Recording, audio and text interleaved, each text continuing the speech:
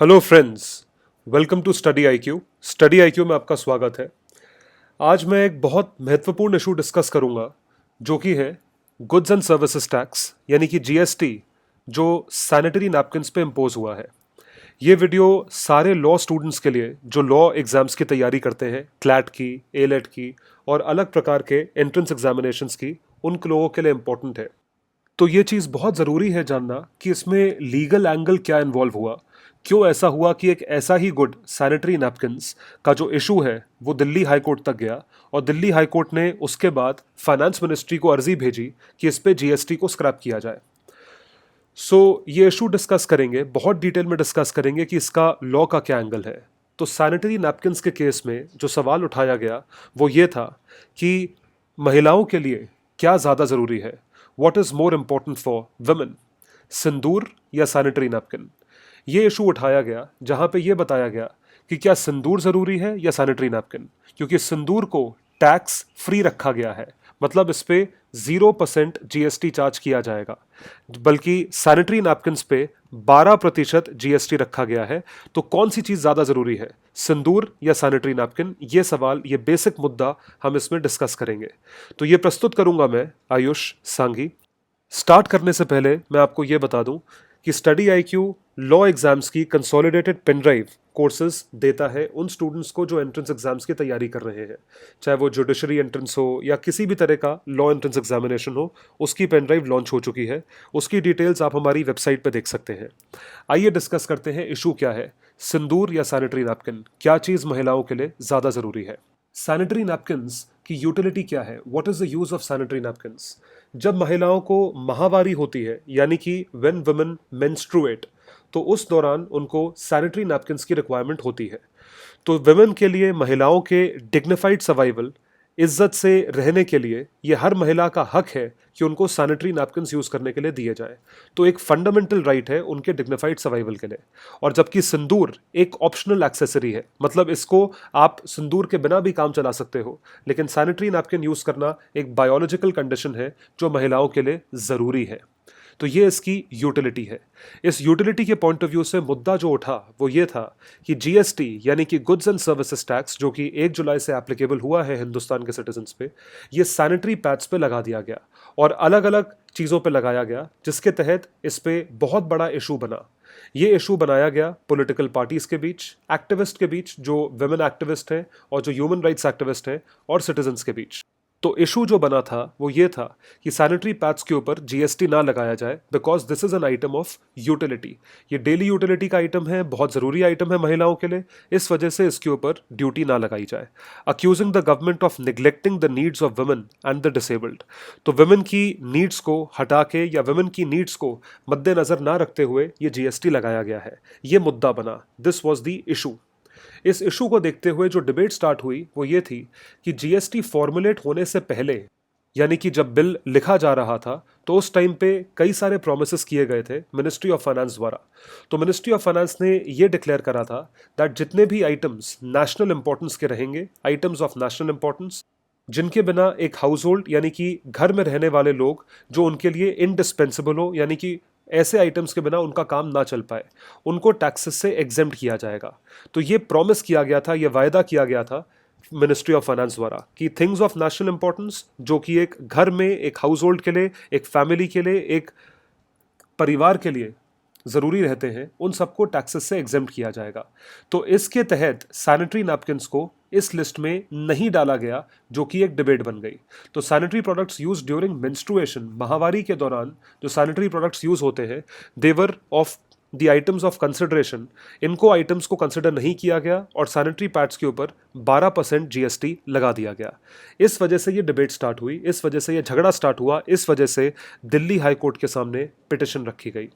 तो कौन कौन से ऐसे लीगल प्रोविजंस हैं जो कि अफेक्ट होते हैं? आप जानते हैं ये वीडियो लॉ स्टूडेंट्स के लिए इंपॉर्टेंट है, तो हम पॉलिटिकल डिबेट में ना पढ़ के हम मुद्दे की बात पे आते हैं, जो कि लीगल प्रोविजंस है। लीगैलिटी देखो इसकी, लीगल प्रोविजंस क्या अफेक्ट होते हैं। तो ये कहा गया दिल्ली हाई कोर्ट द्वारा दैट इस पे हाई टैक्स लगाना, जीएसटी लगाना 12% के रेट पे, इसको कहा गया अनकॉन्स्टिट्यूशनल। आई रिपीट, अनकॉन्स्टिट्यूशनल एक बहुत ही इंपॉर्टेंट टर्म है जो कि यूज किया गया।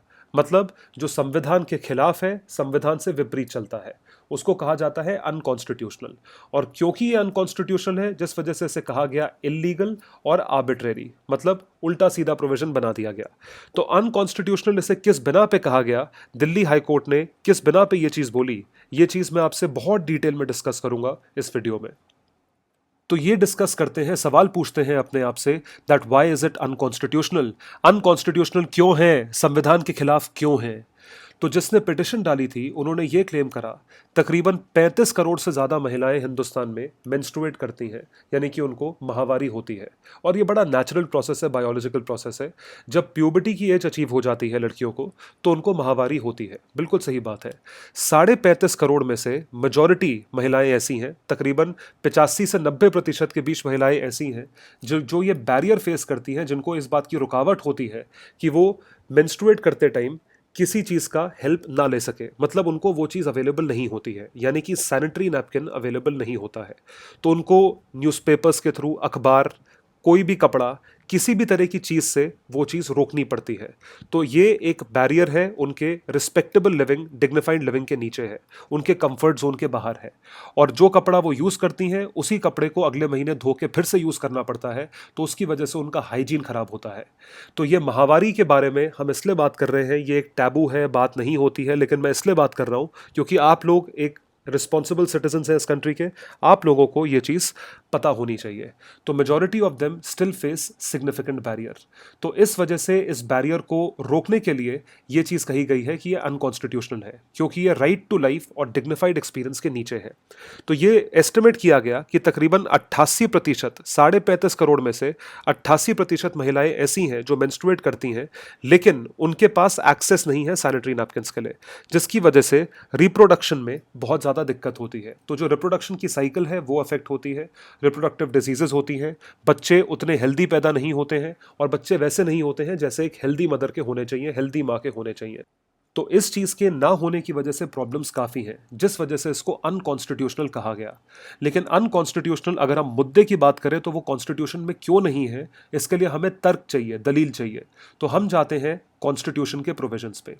वी गो टू आर्टिकल 14, यानी कि right to equality. Right to equality क्या है, what is the right to equality, यानी कि इक्वल लिविंग के लिए क्या राइट है। तो पहले मैं आपको प्रोविजन पढ़ाऊंगा, फिर मैं आपको बताऊंगा कि ये आर्टिकल कैसे वायलेट होता है, कैसे अफेक्ट होता है। तो राइट टू इक्वालिटी ये कहता है कि हर एक सिटीजन ऑफ दिस कंट्री, उसको जितने भी लॉज हैं, जितने भी कानून बनाए गए हैं, उनको इक्वली ट्रीट करा जाएगा। मतलब किसी सिटीजन को दूसरे सिटीजन के ओवर प्रेफरेंस नहीं दिया जाएगा कानून अनुसार। इसका मतलब यह है कि स्टेट यानी कि गवर्नमेंट डिस्टिंग्विश नहीं करेगा किसी को भी on the basis of gender, caste, creed, religion या प्लेस ऑफ बर्थ। ये चीज़ स्पेसिफिकली संविधान में लिखी हुई है। इन चीज़ों के बेसिस पे डिस्क्रिमिनेशन नहीं होगा, इट विल नॉट हैपन। तो इस बेसिस पे हम ये देखते हैं कि जितने भी सिटीजन्स को जो भी सर्विसेज प्रोवाइड होनी चाहिए वो इक्वल होनी चाहिए। अगर इक्वल सर्विसेज प्रोवाइड होंगी तो उनको ये कहा जाएगा कि राइट टू इक्वालिटी है। तो अब इसमें जो जेंडर का पॉइंट है, अगर इसमें महिलाओं को किसी चीज़ की ज़रूरत है जो कि पुरुषों को नहीं होती है, अगर मेल को इस चीज़ की ज़रूरत नहीं है लेकिन फीमेल को है, तो फीमेल को ये चीज़ प्रोवाइड करी जानी चाहिए, तभी राइट टू इक्वालिटी अचीव होगा। तो आप समझ पा रहे होंगे मैं क्या कह रहा हूँ। राइट टू इक्वालिटी का मतलब ये नहीं है कि इन दोनों को जरूरत नहीं है। राइट टू इक्वालिटी का मतलब यह है कि जितने भी कानून है वो इन दोनों को इक्वली प्रोटेक्ट करेंगे। इक्वल प्रोटेक्ट करने का मतलब है अगर इसको प्रोटेक्शन के मामले में कुछ एक्स्ट्रा चीज चाहिए जो कि बायोलॉजिकली इनके हाथ में नहीं है, तो इनको वो प्रोवाइड करवाना राइट टू इक्वालिटी है। ये आर्टिकल 14 स्टेट करता है, जिसके बेसिस पे हम ये कहते हैं कि राइट टू इक्वालिटी होना बहुत ही जरूरी है। और सैनिटरी नैपकिन्स पे जीएसटी लगना, जिसकी वजह से सैनिटरी नैपकिन्स का रेट बढ़ जाएगा, हेंस वो चीज महिलाओं के लिए अवेलेबल नहीं रहेगी। क्योंकि वो चीज महिलाओं के लिए अवेलेबल नहीं रहेगी, जिस वजह से दिक्कत हो सकती है और राइट टू इक्वालिटी यानी कि आर्टिकल 14 का प्रोविजन वायलेट होता है। So the state cannot refuse equality before law. Equality before law government द्वारा रिफ्यूज नहीं किया जा सकता, और ये एक इक्वल डिफेंस है जो कि कानून हर इंसान को प्रोवाइड करता है जो कि हिंदुस्तान की टेरिटरी में रहता है। तो दूसरे शब्दों में यह कहा जा सकता है कि कोई भी इंसान, किसी भी तरह का ग्रुप, कोई भी स्पेशल प्रिविलेजेस डिमांड नहीं करेगा, लेकिन जितने प्रिविलेजेस उनको अवेलेबल है वो ऐसे होने चाहिए जो उनकी इज्जत को और उनको इक्वालिटी के हिसाब से मेंटेन करे। This right applies not only to citizen of India, लेकिन अगर कोई बाहर का सिटीजन हिंदुस्तान आता है है तो उसको भी हम एक इक्वल ट्रीट करते हैं, उसको कोई स्पेशल प्रेफरेंस या कोई अंडर प्रेफरेंस नहीं दिया जाता है। तो राइट टू इक्वालिटी आर्टिकल 14 इसलिए वायलेट होता है क्योंकि राइट टू इक्वालिटी में अगर किसी को एक स्पेशल प्रेफरेंस मिलना चाहिए जिसकी वजह से वो दूसरे जेंडर के साथ इक्वल होगा, तो उसको राइट टू इक्वालिटी कहा जा रहा है। Hence the law has to protect both the genders equally. So if one gender requires anything specific because of a biological demand, then it should be provided to that particular gender, and which is why it can be said that GST on sanitary napkins is something which is violative of Article 14 or right to equality. The next provision that is violated is right to life and personal liberty, Article 21. बहुत ज़रूरी article है students, UPSC aspirants को, law के aspirants को ये article बहुत अच्छे से पता होना चाहिए। आप फर्स्ट ईयर में इस चीज़ को पढ़ते हैं, right to life and personal liberty. तो ये प्रोविजन कहता है no person shall be deprived of his life और पर्सनल लिबर्टी। उसकी जो जिंदगी है और उसकी जो पर्सनल लिबर्टी है वो उससे छीनी नहीं जा सकती except according to procedure established by law. कानूनी प्रोविजंस के तहत, कानून अनुसार अगर आप चलते हैं तो आपको लाइफ और पर्सनल लिबर्टी के तहत नहीं हटाया जा सकता, यानी कि लाइफ और पर्सनल लिबर्टी आपके लिए पैरामाउंट रहती है, जो आपको संवैधानी हक दिया गया है। लेकिन जब आप कोई भी हक उनसे छीनते हो, मतलब उनकी लाइफ के ऊपर कोई ऐसी चीज़ है जो उनके लिए ज़रूरी है, उनके सर्वाइवल के लिए ज़रूरी है, और वो उनसे छीनी जाती है, तो ये कहा जाता है कि आर्टिकल 21 वायलेट हुआ है। What is right to life? Let's discuss what is right to life. अभी तक आपने right to life एक एंगल से देखा होगा, लेकिन यहां मैं आपको सुप्रीम कोर्ट के डिसीजंस द्वारा right to life का सही मतलब बताऊंगा जो प्रैक्टिकल एक्सपीरियंस आपको देगा। तो सुप्रीम कोर्ट के डिसीजंस द्वारा right to life में यह चीज़ डिसाइड होती है कि इंटरप्रिटेशन पे लॉ बेस्ड रहता है। देखिए, लॉ तो एक बार लिख दिया गया, लेकिन केसेस हज़ार तरह के हो सकते हैं। आप बोल सकते हो ये चीज़ right to life है, ये चीज़ right to life नहीं है, तो इसमें ये इंटरप्रिटेशन काम होता है कॉन्स्टिट्यूशन का सुप्रीम कोर्ट के हाथ में। तो सुप्रीम कोर्ट ने ऐसे ही राइट टू लाइफ को इंटरप्रेट करा है कुछ केसेस में। ये केसेस मैं आपको बताने जा रहा हूं, देखिएगा, बहुत ध्यान से सुनिएगा। ये केसेस मैंने बहुत मुश्किल से ढूंढ के निकाले हैं, आसानी से अवेलेबल नहीं रहते हैं, तो ये आपके एग्जाम में काम आ सकते हैं। पहला केस है Kharak Singh versus state of Uttar प्रदेश। इस पूरे के पूरे केस के तहत सुप्रीम कोर्ट ने यह डिसाइड करा कि लाइफ का मतलब क्या रहता है। By the term life as here used something more is meant than mere animal existence. जानवरों से ज़्यादा एग्जिस्टेंस में लाइफ, राइट टू लाइफ हम लोग इंक्लूड करते हैं, जो कि इंसानों की ज़िंदगी होती है। सो अगर आपसे किसी भी चीज़ को डिप्राइव कर लिया गया है जो आपकी ज़िंदगी के लिए ज़रूरी है, यानी कि आपको खाने से डिप्राइव किया गया है, आपको घर पे रहने के लिए डिप्राइव किया गया है, आपको घर नहीं मिलता है, आपको कोई भी ऐसी चीज़ नहीं मिलती है जो आपके सर्वाइवल के लिए ज़रूरी है, आपके हाथ पैर ले लिए गए हैं, तो inhibition against its deprivation, deprivation मतलब कोई चीज़ छीन लेना, extends to all those limbs, यानी कि बॉडी के पार्ट्स और जितनी भी चीज़ें आपके सर्वाइवल के लिए नेसेसरी हैं, जिसकी वजह से आप अपनी ज़िंदगी अच्छे से जी पाते हैं, वो सब राइट टू लाइफ की डेफिनेशन में आता है। तो ये जो प्रोविजन है आर्टिकल 21, ये इक्वली प्रोहिबिट करता है, सबको प्रोहिबिट करता है mutilation of body by amputation of an arm or leg. अगर आपका पैर है, हाथ है, तो वो एम्प्यूटेट यानी कि काटा नहीं जा सकता, वो आपके राइट टू लाइफ के लिए बहुत ज़रूरी है। आपको पैर की ज़रूरत है, हाथ की ज़रूरत है, ज़िंदगी की ज़रूरत है, आँख की ज़रूरत है, और हर एक ऑर्गन की ज़रूरत है जो आपके लिए ज़रूरी है। तो अब इस चीज़ का इंटरप्रिटेशन हम कैसे करने जा रहे हैं ये समझिए। हमारा केस इससे क्लोजली रिलेटेड नहीं है, लेकिन हमारा केस इस इंटरप्रिटेशन से रिलेटेड है जो कि राइट टू लाइफ में फोकस करता है। अब लाइफ के हिसाब से अगर किसी का बॉडी पार्ट ऐसा है जो कि मेंस्ट्रुएट करता है, तो ऑटोमेटिकली उस बॉडी पार्ट के सर्वाइवल के लिए आपको उनको वो चीज़ देनी चाहिए जो उस बॉडी पार्ट को मेंटेन करे। Hence, Khadak Singh versus State of Uttar Pradesh is an important case which is something which focuses upon violation of Article 21. तो अगर जीएसटी लगाया जाता है, उससे कोई चीज़ महंगी होती है और महिलाएं उस चीज़ को यूज़ नहीं कर पाती हैं, तो एक तरीके से उनका बॉडी पार्ट वायलेट होता है, जिससे उनकी रिप्रोडक्शन साइकिल अफेक्ट होती है। तो ये केस है Kharak Singh versus state of Uttar Pradesh. Second case है Sunil Batra versus Delhi administration. Supreme Court reiterate करता है राइट टू लाइफ को इस केस के तहत। वो ये कहता है the right to lead a healthy life, एक हेल्दी लाइफ, एक तंदुरुस्त चुस्त लाइफ आप रीड करें, so as to enjoy all faculties. Faculty से मतलब है जितने भी पार्ट्स हैं आपके ह्यूमन बॉडी के, आप उनको एंजॉय कर सकें इन द प्राइम कंडीशंस। तो इन दोनों प्रोविजंस को देखते हुए अगर मेंस्ट्रुएटिंग साइकिल के लिए एक इंपॉर्टेंट बॉडी पार्ट है जिसको हेल्दी रखना है और जिसके थ्रू आपको लंबी लाइफ लीड करनी है, जिसके थ्रू आपको हेल्दी रिप्रोडक्शन करना है, तो ऑटोमेटिकली वो चीज़ हेल्दी रखी जा सकती है by a certain thing that can be provided by government, तो उसको सैनिटरी नैपकिन कहा जाता है। तो इस केस में ये चीज़ डिसाइड हुई थी कि हेल्दी लाइफ के लिए क्या चीज़ ज़रूरी है। तो आप देख पा रहे होंगे वर्ड क्या लिखा है, हेल्दी लाइफ। केस का नाम है सुनील बत्रा वर्सेस दिल्ली एडमिनिस्ट्रेशन। तो इन दोनों चीज़ों को हम कोरिलेट करें तो एक हेल्दी लाइफ के लिए एक बॉडी पार्ट को मेंटेन करना बहुत ज़रूरी है, रिप्रोडक्शन साइकिल को मेंटेन करना बहुत ज़रूरी है, जिस वजह से हमें यह देखना है तो उनको ज़रूरत पड़ेगी सैनिटरी नैपकिन्स की, जो कि उनके हेल्दी लिविंग के लिए ज़रूरी है। तो ये तो था राइट टू लाइफ का इंटरप्रिटेशन। अब दूसरे टर्म पे आते हैं, right to live with human dignity. इज्जत से रहने का क्या मतलब होता है, ह्यूमन डिग्निटी का क्या मतलब होता है। तो ह्यूमन डिग्निटी इंक्लूड्स जितने भी बेयर कम से कम नेसेसिटीज जिंदगी जीने के लिए चाहिए होते हैं, जैसे कि एडिक्वेट न्यूट्रिशन, पक्का खाना, कपड़े, शेल्टर, रहने के लिए घर। और चौथा है right to basic necessities of life and also the right to carry on functions and activities as constitute the bare minimum expression of human self. तो bare minimum expression of human self में आप माहवारी को include कर ही सकते हैं, वो एक बायोलॉजिकल प्रोसेस है। तो जितने भी लोग इस वीडियो को देख रहे हैं वो डेफिनेटली इस बात को समझ पाएंगे कि बेयर मिनिमम एक्सप्रेशन में ये तो चीज़ डेफिनेटली आएगी और ये चीज़ ह्यूमन डिग्निटी के लिए ज़रूरी है।